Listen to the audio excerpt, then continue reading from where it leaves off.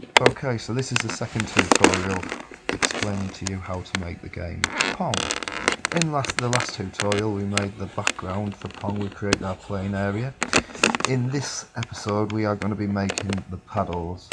Now the paddles are what control the ball.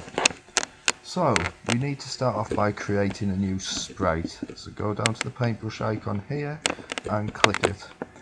Now in the edit screen we need to create, and I want the paddle to be a totally different colour to everything else on the board, so I'm going to make my paddles yellow. Now you play and you want to draw your sprite out to be, so like that. I'm going to use the square tool again to keep it all uniform. So your paddle wants to be probably about that big, I think. Okay, so when you've drawn your paddle out, we'll click OK. We can see the paddle there. Come on, I'm just going to click on it and drag it. So I'm clicking it and dragging it over to where I want it to be, which will be about there. Okay. I've drawn my paddles quite small because I want to make my game quite difficult. If you want to make your game easier, you can make your paddles bigger. Right, we need 2 paddles. Now I could draw another one out again, but the easiest way to make sure that we get our paddles exactly the same is just simply to go up to our sprite 1, right click, we're going to duplicate it, and then I'm going to drag my sprite over to this side. And just so I'm getting into good practices as well, because at the moment we've got sprite 1 and sprite 2, just so I know what they are, and this would come into fact if you were making a more complicated game. I'm going to name them, so I'm going to call sprite 1, call it bat 1, I'm going to call sprite 2,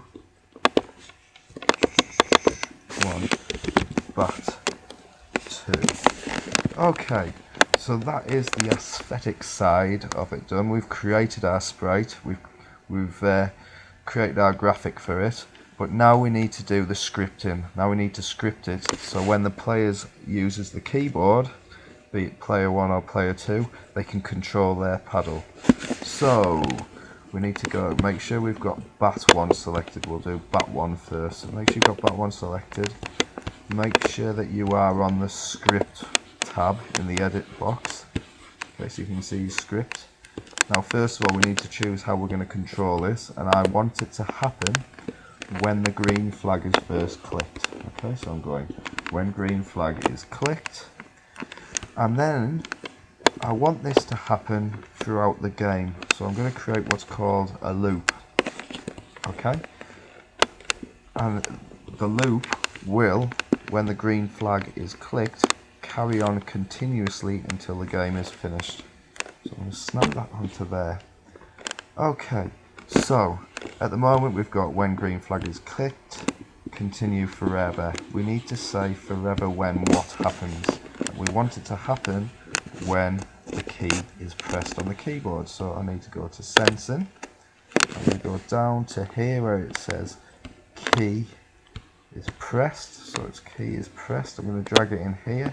Now I'm going to use the keys A and Z for this. So I'm going to select the A key for going up.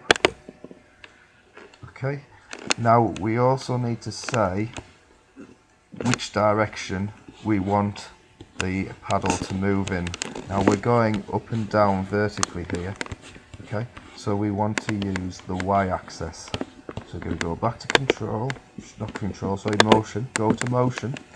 We want to change the y-axis by 10. Okay, so now we've got when clicked, forever if A button is pressed, move upwards by 10. So let's just test it. I'm going to press the green flag. I'm pressing A on the keyboard and it's moving up. Now the only problem is at the moment we've got no key to move down with. Okay, not a problem. A very short cut to get this to work. I'm going to go over to my block of code. I'm right clicking on it. I'm going to duplicate it. And I need to do 2 things here to make it go down. First of all I need to select the key I'm going to use, which I'm going to use Z. So you need to scroll down where it says more. I don't know why it does this for Z. Go to more and Z's there.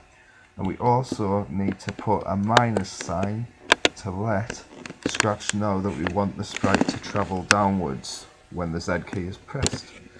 Okay, so let's just test this now. So when I press the Z key, he should now go down there, which he does. When I press the A key, we now go up. Fantastic.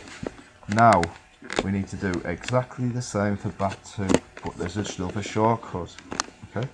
A quicker way to put the script straight onto BAT2 is just to drag, select over, so you see how the little grey boxes appear there? Now let go. And do exactly the same with the other script. Drag, wait for the little grey box to appear, and let go. Now if we select BAT2, we can see our scripts there.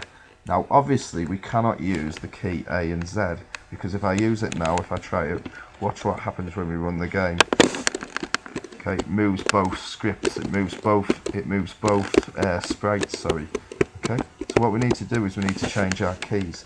And for player 2, I'm going to set my keys to be the up and down arrow. So up arrow to go up, down arrow to go down. So let's just try it to make sure it works. A and Z moves player 1's BAT, up and down moves player 2's BAT. And that is the end of the second tutorial.